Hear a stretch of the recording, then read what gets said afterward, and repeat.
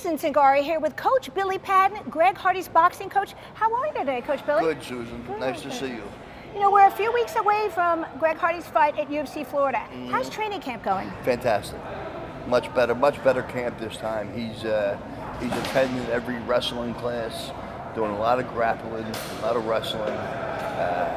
But when you have someone trying to choke the life out of you, you get a better sense of endurance. And when he's on the ground and you come up from that, you're usually shot.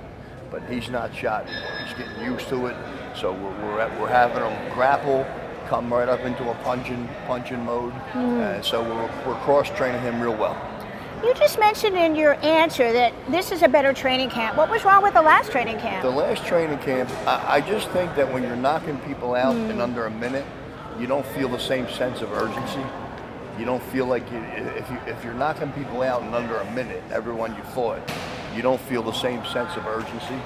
And now Greg is such a competitor and such an athlete that he will fix every mistake that he made.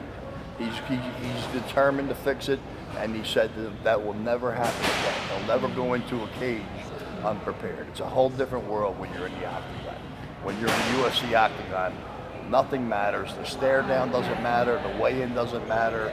None of that matters. The only thing that matters is when that buzzer sounds and you're ready to fight. So that's what we've been focusing on. Spoken like a true coach there, Must Love MMA fans. So we were talking about the grappling. Dmitry has a really strong Kimura. How has Greg changed up his training camp for that or prepared differently for that? He's been working with some jiu-jitsu experts. Steve Mako's been working extensively with Greg. We've been throwing different fresh sparring partners at him to tire him out, and his conditioning is just going through the roof. So we're ready.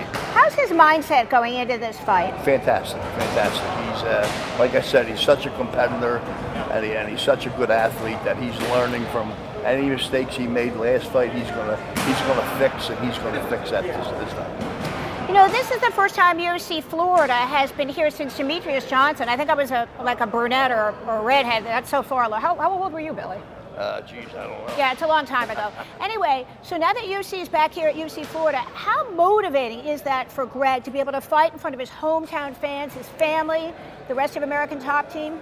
It's huge. It takes a lot of. It gives him a sense of relief because we hear static every time we would walk up to the cage.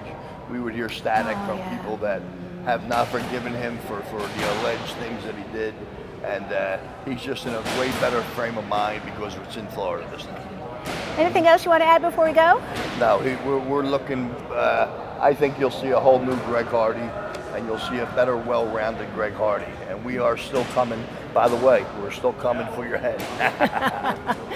All right, before we go, Must Love MMA fans, Billy is going to corroborate my story that I was training with him, and this is what happened. Right, Billy? Yes. We were training really hard. You kicked me in my shin. Yes, that's correct. You kicked you in the shin.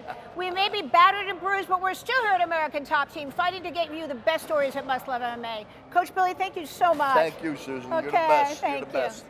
Bye.